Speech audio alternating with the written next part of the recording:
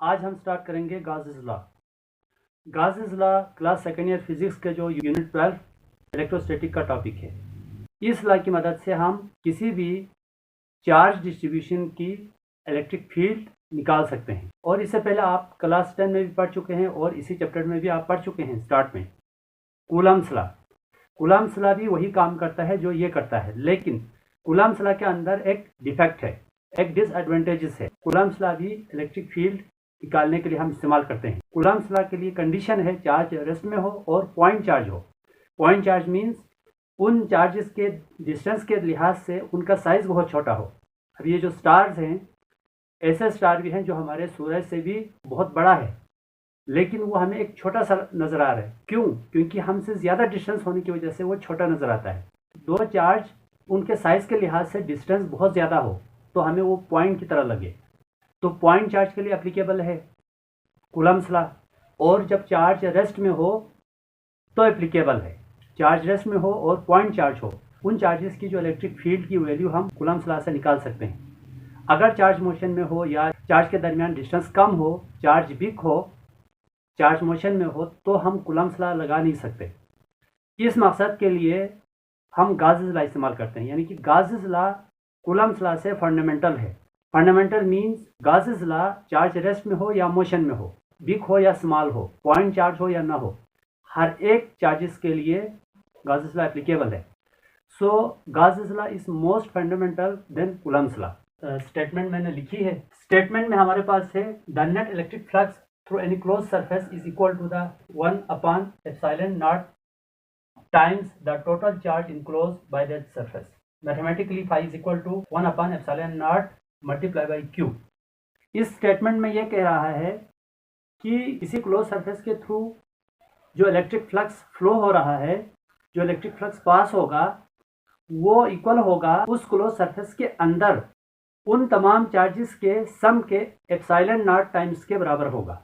Charge enclose या charge inside close surface है, उसके थ्रू जो फ्लक्स फ्लो हो रहा है, फ्लक्स पास हो रहा है, वो फ्लक्स इक्वल होगा उस सरफेस के अंदर टोटल चार्ज है, उन टोटल चार्ज के ε0 टाइम्स के इक्वल होगा। यहाँ पर एप्सिलॉन है, मीडियम कांस्टेंट है। सवाल ये पैदा होता है ये जो मीडियम कांस्टेंट है ये क्यू से डिवाइड क्यों हुआ, मल्टीप्लाई क्यों नहीं हुआ? इसको हम परमिटिविटी ऑफ फ्री स्पेस कहते हैं। परमिटिविटी क्या है? तो एयर के अंदर सॉलिड और लिक्विड की निस्बत एयर के अंदर एटम कम है, सॉलिड के अंदर एटम बहुत ज़्यादा है, तो सॉलिड के अंदर ज़्यादा चार्ज है। इंटरनल जो इलेक्ट्रिक फील्ड है वो ज़्यादा है। जब अंदर इलेक्ट्रॉन प्रोटॉन है तो उसकी इंटरनल इलेक्ट्रिक फील्ड भी है। उसकी निस्बत अगर लिक्विड को देखा जाए तो लिक्विड के जो मॉलिक्यूल्स है वो बहुत दूर है सॉलिड के लिहाज से। सॉलिड के लिहाज से लिक्विड के अंदर एटम की तादाद कम है तो उसके अंदर चार्ज कम है, तो इंटरनल इलेक्ट्रिक फील्ड की वैल्यू भी कम है। एयर में सॉलिड और लिक्विड के लिहाज से बहुत कम एटम्स है, तो उसके अंदर बहुत कम चार्ज होंगे। जब बहुत कम चार्ज होंगे तो इसकी इंटरनल फील्ड जो है सॉलिड की निस्बत एयर के अंदर इंटरनल इलेक्ट्रिक फील्ड 90% लेस है। कोई दो एक्सटर्नल चार्ज एयर के अंदर रखते हैं, सपोज ये Q1 Q2 है, तो इन दोनों को हमने यहाँ पे रखा। इन दोनों एक्सटर्नल चार्ज के दरमियान एक एक्सटर्नल फील्ड है, सपोज उस एक्सटर्नल फील्ड की वैल्यू है 10। अब एयर के अंदर एटम की तादाद कम है तो इसके अंदर इंटरनल इलेक्ट्रिक फील्ड की वैल्यू बहुत कम होगी। हम वो जो इंटरनल इलेक्ट्रिक फील्ड की वैल्यू हम लेंगे, ई इंटरनल की वैल्यू है 1। तो नेट इलेक्ट्रिक फील्ड की वैल्यू क्या होगी? यहाँ पर नेट इलेक्ट्रिक फील्ड की वैल्यू होगी 9।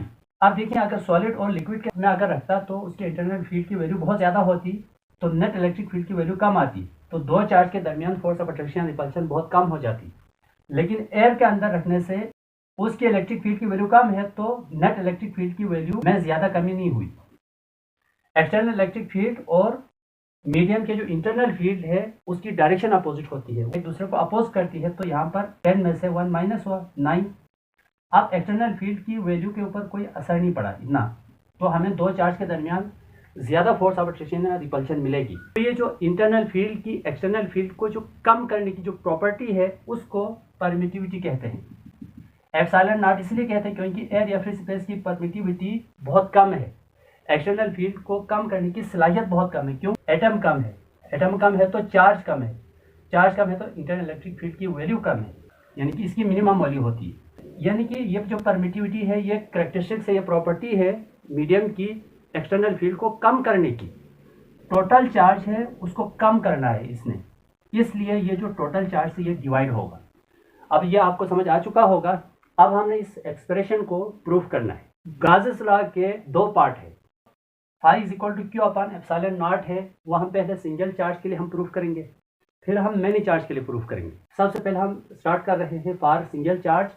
जब गाउस लॉ हम सिंगल चार्ज के लिए डिराइव करेंगे तो बोर्ड में इस पार्ट 1 को एक और क्वेश्चन में एक और अंदाज से वो पूछते हैं। वो ऐसे पूछते हैं, calculate electric flux through a close surface enclosing a charge.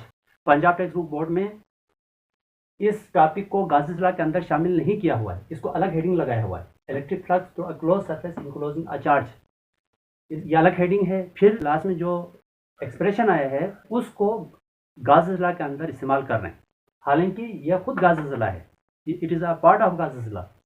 सो आपने ये ख्याल रखना है कि ये गाउस लॉ का पार्ट है।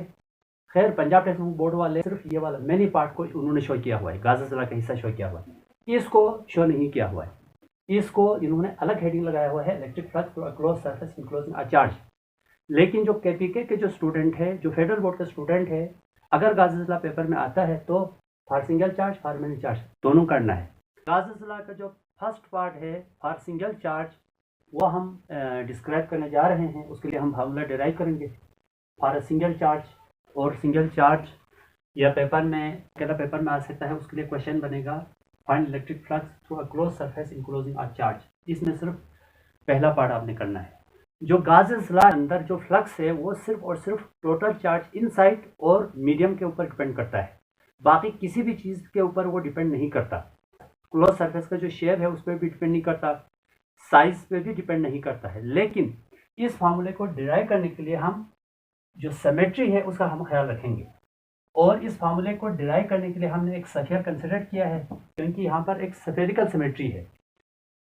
फार्मूले को डिराइव करने के लिए हमारे लिए आसान होगा, यानी कि स्फीयर के लिए हम इस फार्मूले को डिराइव करेंगे, फिर हम इसको किसी भी शेप के क्लोज सरफेस के लिए हम इस फार्मूले को लगा सकते हैं। लेकिन डिराइव करने के लिए आपने इसको स्फीयर आपने कंसिडर करना है ताकि आपके लिए आसानी हो।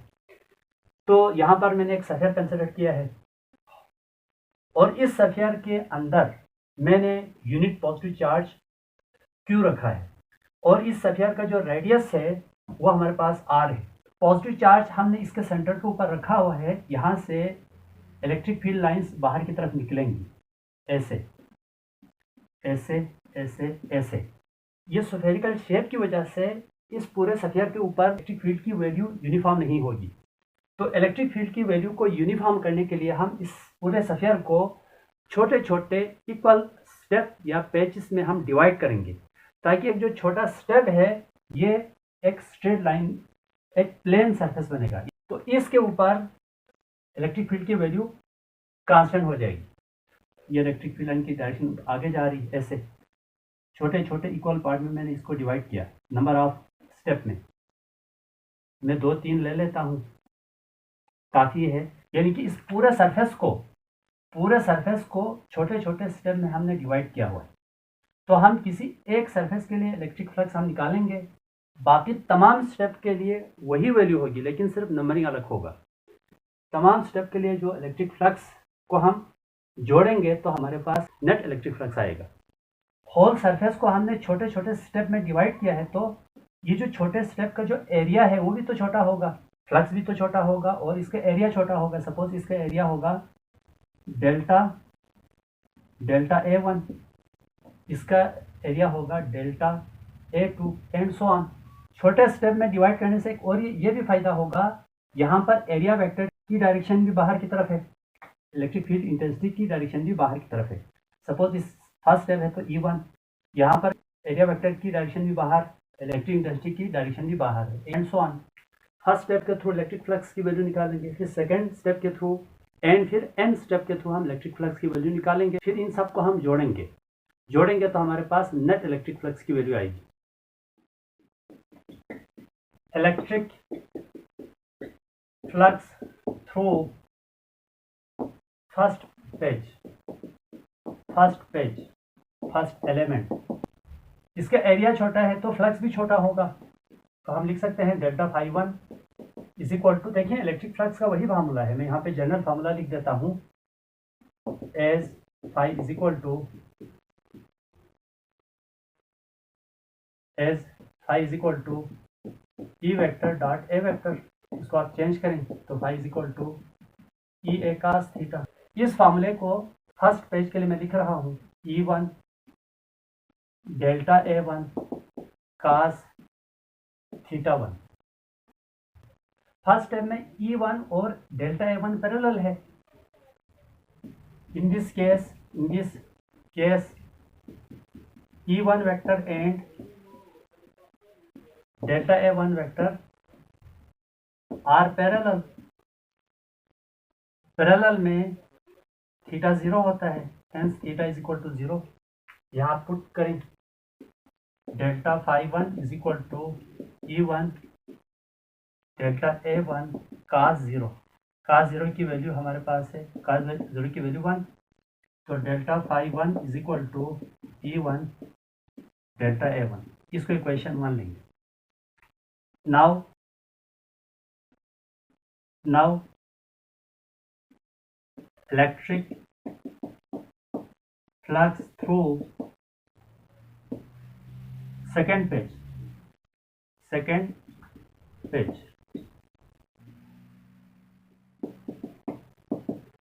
पेज के थ्रू जो इलेक्ट्रिक फ्लक्स की वैल्यू होगी, phi two is equal to E two delta A two. अब यहाँ पे भी देखें ई टू और डेल्टा ए टू यहाँ पर भी पैरेलल है। Here theta is equal to zero, तो कास जीरो की वैल्यू वन रखा, तो ये हमारे पास डेल्टा फाई टू की value E two delta A two आया। इसको इक्वेशन टू लिखते हैं। एंड सो ऑन, ऐसे लाइन लगाएं या हॉरिजॉन्टल लाइन लगाएं, ये लाइन लगाना मस्ट है, या हॉरिजॉन्टल डॉट डॉट लगाएं या वर्टिकल डॉट डॉट से आप शो करें। फिर आप लिखेंगे electric flux through N page के थ्रू इलेक्ट्रिक फ्लक्स हम निकालेंगे। तो यहाँ पे हम लिख सकते हैं delta phi N is equal to E N delta A N. At every point, electric field vector and area vector are parallel. So theta is equal to 0 and cos 0 1 है। यहाँ पे मैंने 1 नहीं लिखा है, एक के साथ मैंने यहाँ पे cos को शो किया है, बाकियों के साथ मैंने डायरेक्ट लिखा है, क्योंकि हर एक पॉइंट पर इलेक्ट्रिक फील्ड और एरिया वेक्टर पैरेलल है। Theta 0 cos 0 1। इसको इक्वेशन 3 टोटल इलेक्ट्रिक फ्लक्स होगा phi is equal to delta phi one plus delta phi two plus dot dot dot plus delta phi N. इसको equation 4 लिखें। Putting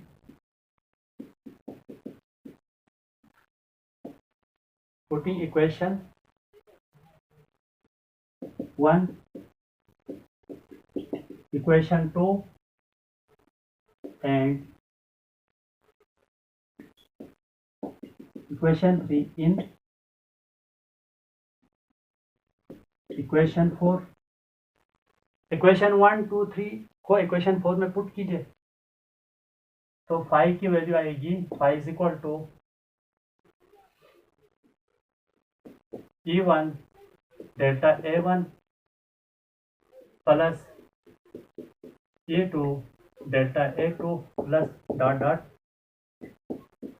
En delta An as electric field intensity is uniform E1 is equal to E2 is equal to dot dot dot E N is equal to E, सब में E put करें क्योंकि electric field की value constant किया हमने छोटे छोटे step में डिवाइड करके। तो E delta A1 plus E delta A2 plus dot dot plus E delta AN। तो फाई की वैल्यू आएगी, ई कॉमन आउट कर दें, delta A1 plus delta A2 plus dot dot dot plus delta AN। Phi is equal to ई, ये जो bracket के अंदर क्या है, delta A1 delta A2 up to delta AN, ये जो टोटल सफियर का इन सब हिस्सों को जोड़ेंगे तो टोटल सफियर का एरिया आएगा। तो हम लिख सकते हैं area of sphere, area of sphere, इसको इक्वेशन 5 लिख दें, वेयर ई जो है electric field intensity due to a point charge है, तो इसकी वैल्यू है 1/4 पाई एप्सिलॉन नॉट Q/r², इसको इक्वेशन 6 लिख दें, and area of sphere, area of sphere, area of sphere की वैल्यू है 4πr²। इसको इक्वेशन कहें 7, इक्वेशन 6 और 7 को इक्वेशन नंबर 5 में पुट कीजिएगा। पुटिंग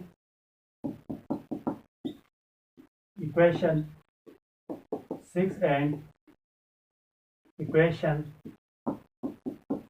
7 इन इक्वेशन 5, इक्वेशन 6 7 को 5 में पुट करें तो 5 इज इक्वल टू ई है हमारे पास 1/4 pi epsilon not Q/r² into area of sphere है हमारे पास 4πr², r² से कैंसिल, 4π से कैंसिल, तो यहाँ पर बचा 5 इक्वल टू Q/ε0। ये गाउसेस लॉ है for single charge, flux is equal to charge upon ε0, यही तो गाउसेस ने कहा था। तो पंजाब टेक्स्ट बुक बोर्ड में इसको अलग टॉपिक शो किया हुआ है, गाउसेस लॉ के अंदर इंक्लूड नहीं किया हुआ है, लेकिन KPK की जो बुक है उसके अंदर ये जो टॉपिक है इसको गाउसेस लॉ का हिस्सा कंसिडर किया हुआ है।